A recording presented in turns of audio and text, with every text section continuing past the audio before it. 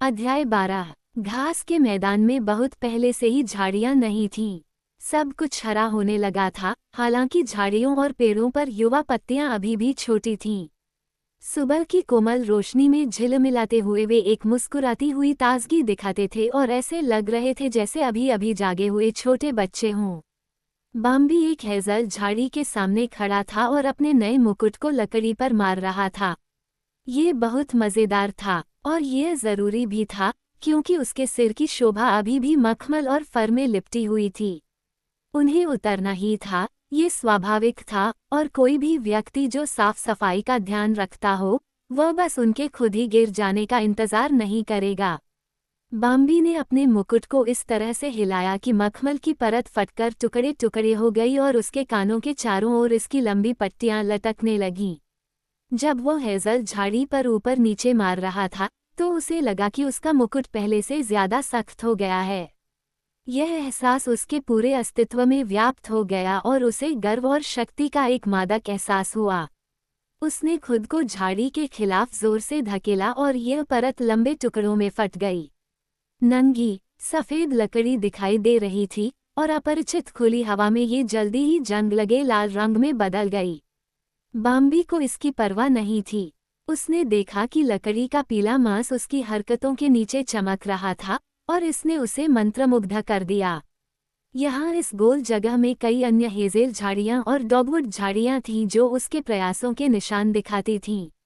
तो क्या आपका काम लगभग खत्म हो गया है? पास से एक खुशनुमा आवाज आई। बाम्बी ने अपना सिर ऊपर उठाया और चारों ओर देखा। वहां गिलहरी अपने चेहरे पर मित्रतापूर्ण भाव लिए बैठी थी। बाम्बी और गिलहरी कटफोड़वे की आवाज से लगभग चौंक गए। जो ओक के पेड़ के तने के पास बैठा था और नीचे से आवाज लगा रहा था, ओह, कृपया मुझे माफ करें। जब भी मैं आप दोनों को इस तरह देखता हूं तो मुझे हमेशा हंसी आती है। तो फिर वह क्या है जो तुम्हें इतनी जोर से हंसा रहा है? बाम्बी ने विनम्रता से पूछा। ठीक है, कटफोड़वा ने सोचा, तुम सब कुछ गलत कर रहे हो। एक बात तो यह है कि तुम्हें एक मजबूत पेड़ चुनना चाहिए था, क्योंकि एक पतली सी हेज़ल झाड़ी से तुम्हें कुछ नहीं मिलेगा। तो फिर मुझे क्या मिलना चाहिए? बाम्बी ने पूछा। भरिंग। कटफोड़वा हंसा। भरिंग और ग्रब। देखो, तुम यह ऐसे करते हो। उसने ओक के तने पर ढोल बजाया। टोक टोक टोक टोक। गिलहरी दौड़कर उसके पास आई और झगड़ते हुए पूछा, तुम्हें क्या लगता है कि तुम क्या कह रहे हो? राजकुमार भरिंग और कीड़े नहीं ढूंढ रहा है। क्यों नहीं? कटफोड़वा ने आत्मसंतुष्ट होकर पूछा। वे स्वादिष्ट लगते हैं। उसने एक भरिंग को काटा, उसे निगल लिया और ढोल बजाता रहा। तुम समझ नहीं रहे हो, गिलहरी ने फिर डांटा। इस तरह के एक महान सज्जन के पास आगे बढ़ने के लिए अन्य उच्च लक्ष्य हैं। तुम बस खुद को हास्यास्पद बना रहे हो। मुझे इससे कोई फर्क नहीं पड़ता, कटफोड़वा ने जवाब दिया। मुझे तुम्हारे इन ऊंचे लक्ष्यों की कोई परवाह नहीं है, उसने प्रसन्नतापूर्वक कहा और उड़ गया। गिलहरी भागकर नीचे आ गई। क्या तुम मुझे नहीं जानते? उसने अपने आप से बहुत संतुष्ट दिखते हुए पूछा। मुझे लगता है कि मैं तुम्हें जानता हूँ, बाम्बी का दोस्ताना जवाब था। तुम वहाँ रहते हो, और उसने उनके ऊपर ओक के पेड़ की ओर इशारा किया।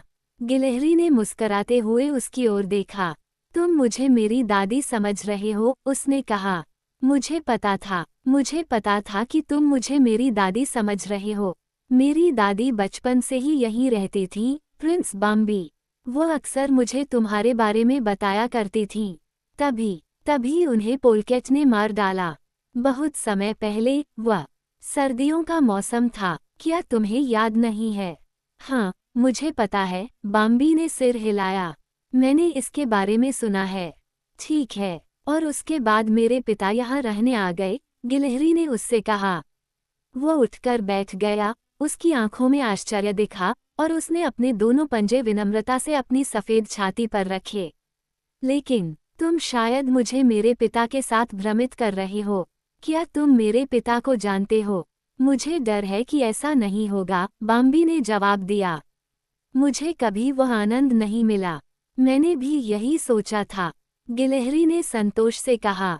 मेरे पिता बहुत ही क्रोधी और शर्मीले थे। उनका किसी से कोई संपर्क नहीं था। वो अब कहाँ है? बाम्बी ने पूछा। ओह, गिलहरी ने कहा, 1 महीने पहले उल्लू ने उसे पकड़ लिया था। हाँ, और अब मैं यहाँ रहती हूँ। मैं इससे बहुत संतुष्ट हूँ। जरा सोचो, मैं यहीं पैदा हुई थी। बाम्बी मुड़ने लगी और जाने ही वाली थी।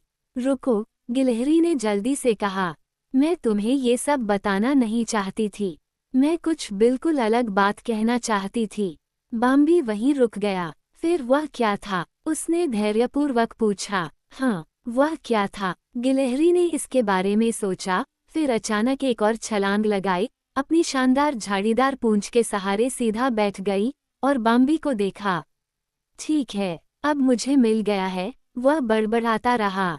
मैं तुम्हें बताना चाहता था कि तुम जल्द ही अपने उस मुकुट के साथ तैयार हो जाओगी और यह बहुत सुंदर होने वाला है।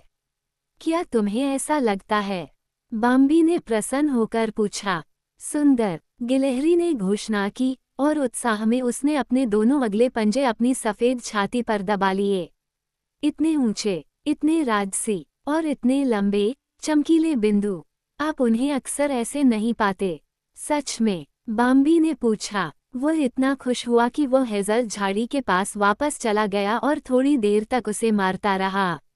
मखमली झाड़ी हवा में लंबी लटों में बिखरी हुई थी। इस बीच गिलहरी बोलती रही। मुझे सच में कहना होगा कि तुम्हारी उम्र के अन्य लोगों के पास तुम्हारे जैसा शानदार मुकुट नहीं है। तुम सोच भी नहीं सकती कि यह संभव है। जो कोई भी तुम्हें पिछली गर्मियों में जानता था और मैंने तुम्हें दूर से कुछ बार देखा था, शायद विश्वास नहीं करेगा कि तुम वही हिरन हो। उन दिनों तुम्हारे पास कितनी पतली छोटी छड़ियां थीं। बाम्बी अचानक रुक गया। अलविदा, उसने जल्दी से कहा, मुझे जाना है। और वह भाग गया। उसे पिछली गर्मियों की याद आना पसंद नहीं था। यह उसके लिए बहुत मुश्किल समय था। सबसे पहले, अपनी माँ के चले जाने के बाद वो पूरी तरह से अकेला महसूस करता था। सर्दी बहुत लंबी हो गई थी, वसंत ऋतु हिचकिचाहट के साथ आई थी और बहुत समय बाद ही कुछ भी हरा भरा दिखाई देने लगा था। श्रीमती नेक्टिला के बिना बाम्बी का काम नहीं चल पाता, लेकिन उसने उसे अपने साथ रखा और हर संभव तरीके से उसकी मदद की। फिर भी, वह अक्सर खुद को अकेला पाता था। उसे हर समय गोबो की याद आती थी, बेचारा गोबो, जो अब दूसरों की तरह मर चुका होगा। इस समय गोबो लगातार उसके दिमाग में रहता था और उसे यह एहसास होने में बहुत देर हो चुकी थी कि वह कितना प्यारा था और वह कितना शर्मीला था। उसने फालिन को शायद ही कभी देखा हो। वो हमेशा अपनी माँ के करीब रहती थी और बहुत शर्मीली थी। बाद में, जब आखिरकार मौसम गर्म हो गया, तो बाम्बी ने अपना मूड ठीक करना शुरू किया। उसने अपने पहले मुकुट को साफ किया और उस पर बहुत गर्व किया। लेकिन जल्द ही उसे एक कड़वी निराशा का सामना करना पड़ा। जब भी दूसरे मुकुटधारी उसे देखते तो उसे भगा देते। वे उसे गुस्से से दूर धकेल देते थे, उसे किसी के करीब जाने से रोकते थे, उसके साथ बुरा व्यवहार करते थे, जब तक कि वह हर कदम पर उनके द्वारा पकड़े जाने से डरने लगता था, कहीं भी देखे जाने से डरने लगता था और वह दबा हुआ महसूस करते हुए सबसे छिपे हुए रास्तों पर रेंगता रहता था। उसी समय, जब दिन गर्म और धूपदार होते गए, तो वह एक अजीब सी बेचैनी से जकड़ गया। उसका दिल एक ऐसी तड़प से और भी दब गया जो दर्दनाक भी थी और स्वागत योग्य भी। जब भी वह फालिन या उसकी किसी सहेली को दूर से देखता तो वह उत्तेजना के एक तूफान से घिर जाता जिसे वह समझ नहीं पाता था। ऐसा भी कई बार होता था कि वह बस ये पहचान लेता था कि वह कहाँ थी, या वह हवा को परखने और यह महसूस करने के लिए सांस लेता था कि वह पास में है। वह अक्सर उसकी ओर अप्रतिरोध रूप से आकर्षित महसूस करता था, लेकिन अगर वह इस तड़प के आगे झुक जाता जो उसे उसकी ओर खींचती थी तो हमेशा इसका नतीजा बुरा होता था। या तो उसे कोई नहीं मिलता और अंत में, इतने लंबे समय तक भटकने के बाद थककर उसे यह स्वीकार करना पड़ता कि दूसरे उससे बच रहे थे, या फिर वह किसी मुकुटधारी मुखिया से टकरा जाता, जो तुरंत उस पर झपट पड़ता, उसे मारता, धक्का देता और गाली गलौज करते हुए उसे भगा देता। सबसे बुरी बात ये थी कि रोनो और करुस ने उसके खिलाफ मोर्चा ले लिया था। नहीं, वो कोई सुखद समय नहीं था, और अब गिलहरी ने उसे बेवकूफ़ी से यह याद दिला दिया था। वह अचानक से बहुत ही उग्र हो गया और भागने लगा।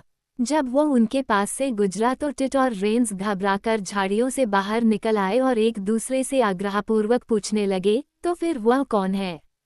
वह कौन था? बाम्बी ने उन्हें नहीं सुना। मैगपाई का एक जोड़ा घबराकर हंसा, क्या कुछ हुआ है? नीलकंठ क्रोधित हो गया और चिल्लाया, क्या हो रहा है? बाम्बी ने उस पर कोई ध्यान नहीं दिया। उसके ऊपर ओरियोल एक पेड़ से दूसरे पेड़ पर उड़ता रहा। सुप्रभात। मैं खुश हूँ। बाम्बी ने कोई जवाब नहीं दिया। उसके चारों ओर पहले से ही झाड़ियां उजाला हो चुकी थीं और सूरज की किरणें उसमें से होकर गुजर रही थीं। बाम्बी ने इसकी परवाह नहीं की। उसके पैरों के पास से अचानक एक तेज खड़खड़ाहट की आवाज आई। खूबसूरत रंगों का एक पूरा इंद्रधनुष चमक उठा और उसकी आंखों में चमक गया, जिससे वह चकाचौंध हो गया और वह रुक गया। ये जेनेलो तीतर था, जो चौंककर हवा में उछल गया था क्योंकि बाम्बी ने लगभग उस पर पैर रख दिया था। वह भाग गया और जाते जाते बाम्बी को डांटता हुआ चला गया। अनोखी बात, उसने अपनी फटी हुई कौवे जैसी आवाज में चिल्लाया। बाम्बी हैरान थी और उसे जाते हुए देख रही थी। अच्छा, सब ठीक हो गया, लेकिन तुम वाकई बहुत लापरवाह थे। पास ही जमीन पर से एक नर्म, चहकती आवाज आई। ये जेनेलिन थी, तीतर की पत्नी। वह जमीन पर बैठी, सोच में डूबी हुई। मेरे पति बहुत घबरा गए थे, उसने असंतुष्ट होकर कहा, और मैं भी। लेकिन मैं इस जगह से हिल नहीं सकती। मैं इस जगह से हिल नहीं सकती, चाहे कुछ भी हो जाए। तुम बहुत आसानी से मुझे रौंद सकते थे। बाम्बी को थोड़ी शर्म आई। ओह, मुझे माफ करना, वो हकलाते हुए बोला, मैं ध्यान नहीं दे रहा था।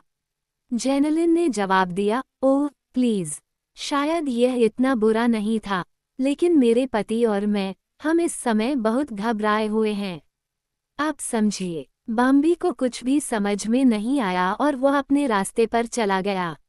अब वह शांत हो गया था। उसके चारों ओर जंगल गा रहा था। रोशनी गर्म और सुनहरी हो गई। झाड़ियों पर पत्ते, जमीन पर घास और नम धरती से उठती भाप ने तीखी सुगंध ले ली। बाम्बी की युवा शक्ति उसके अंदर उमड़ पड़ी और उसके सभी अंगों में फैल गई, जिससे वह काफी कठोर हो गया। उसकी हरकतें झिझकने लगी जैसे कि वह कोई कृत्रिम चीज हो। वह एक छोटी सी झाड़ी के पास गया और अपने घुटनों को हवा में ऊपर उठाते हुए उसने जमीन पर जोरदार प्रहार किया, जिससे मिट्टी के ढेले ऊपर की ओर उड़ने लगे। उसके बढ़िया, तीखे, फटे खुर ने यहाँ उगने वाली घास को काट दिया। जंगली मटर और जंगली लीक, बैंगनी और स्ट्रोड्रॉप्स, उसने उन सभी को तब तक खुरच कर हटा दिया जब तक कि धरती उसके सामने पूरी तरह से उखड़कर नंगी न हो गई। प्रत्येक प्रहार के साथ एक सुस्त धमाका सुनाई दे रहा था। बाम्बी ने दो मोल्स का ध्यान आकर्षित किया जो एक पुरानी प्रिवेट झाड़ी की जड़ों पर इधर उधर लुढ़क रहे थे। उन्होंने ऊपर देखा और उसे देखा। लेकिन ये तो हास्यास्पद है, वह जो कर रहा है, उनमें से एक ने फुसफुसाया। ऐसा नहीं है कि आप खोदते हैं। दूसरे ने अपने मुंह के कोनों को ऊपर उठाकर उपहासपूर्ण मुस्कान बिखेरी। उसे कुछ पता नहीं है। ये तो स्पष्ट है। लेकिन जब लोग ऐसी चीजें करते हैं जिन्हें वे नहीं समझते तो आपको यही मिलता है। बाम्बी अचानक रुक गया, अपना सिर ऊपर उठाया, सुनने लगा और झाड़ियों की तरफ देखने लगा। टहनियों के बीच लाल रंग की चमक थी। ये स्पष्ट नहीं था, लेकिन वह एक मुकुट के सिरे को पहचान सकता था। बाम्बी ने नाक भान सिकोड़ी। जो कोई भी वहां रेंग रहा था, रोनो या करुस या कोई और, उस पर हमला करो। मैं उसे दिखा दूंगा कि मैं अब उनसे नहीं डरता, उसने सोचा। ऐसा लगा जैसे वह अचानक अपने ही उत्साह में डूब गया हो।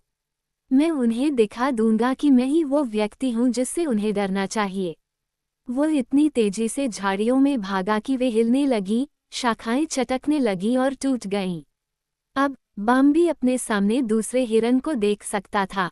वो उसे पहचान नहीं पा रहा था क्योंकि उसकी आंखों के सामने सब कुछ तैर रहा था। वो कुछ और नहीं सोच पा उस पर हमला करना चाहिए। अपने मुकुट को नीचे झुकाकर वह आगे बढ़ा, अपनी सारी ताकत अपनी गर्दन में समेटते हुए हमला करने के लिए तैयार। वह पहले से ही अपने प्रतिद्वंद्वी के बालों वाले कोट को सूंघ सकता था, पहले से ही उसके सामने उसकी पार्श्व की लाल दीवार के अलावा कुछ भी नहीं देख सकता था।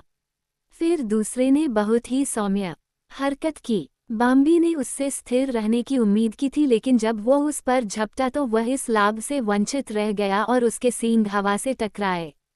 वो लगभग गिर ही गया, लेकिन वह लड़खड़ाया, खुद को संभाला और अपने हमले को फिर से शुरू करने के लिए वापस घूमा। फिर उसने देखा कि वह बुजुर्ग कौन था। बाम्बी को इतना आश्चर्य हुआ कि उसने खुद पर नियंत्रण खो दिया। उसे उस जगह से भाग जाने में शर्म आती, हालांकि वह यही करना चाहता था, और उसे वहां रहने में शर्म आ रही थी। वो हिला तक नहीं। तो फिर यह क्या है? बुजुर्ग ने धीरे से पूछा। उसकी गहरी आवाज एक ही समय में इतनी शांत और इतनी दबंग, हमेशा की तरह, सीधे बाम्बी के दिल के बीच से गुजरी। वह चुप रहा। बुजुर्ग ने फिर पूछा, ये सब क्या है? मैंने सोचा, बाम्बी हकलाया। मैंने सोचा कि यह रोनो था या। वह चुप हो गया और उसने शर्म से बुजुर्ग की ओर देखने की हिम्मत की, और जैसे ही उसने देखा वह और भी हैरान हो गया। बूढ़ा आदमी वहीं खड़ा था, निश्चल और शक्तिशाली। उसका सिर अब तक पूरी तरह सफ़ेद हो चुका था, और उसकी गहरी, गर्वीली आंखें चमक रही थीं। मेरे खिलाफ क्यों नहीं? वृद्ध ने पूछा। बाम्बी ने उसे देखा। वह एक असाधारण उत्साह से भरा हुआ था और एक रहस्यमय रोमांच से कांप रहा था। वह पुकारना चाहता था, क्योंकि मैं तुमसे प्यार करता हूँ। लेकिन इसके बजाय उसने जवाब दिया, मुझे नहीं पता। बूढ़े ने उसकी ओर देखा। मैंने तुम्हें बहुत दिनों से नहीं देखा। तुम बड़े और मजबूत हो गए हो। बाम्बी ने कोई जवाब नहीं दिया। वो खुशी से कांप उठा। बुजुर्ग ने आगे कहा, वो उसका परीक्षण करना चाहता था और उसका मूल्यांकन करना चाहता था। फिर आश्चर्यजनक रूप से वह बाम्बी के बहुत करीब आ गया, जिससे बाम्बी बहुत घबरा गई। जो भी करो, उसे शिष्टता से करो, बुजुर्ग ने कहा। वह मुड़ा और अगले ही पल वह चला गया। उसके बाद बाम्बी काफी देर तक उसी स्थान पर पड़ा रहा।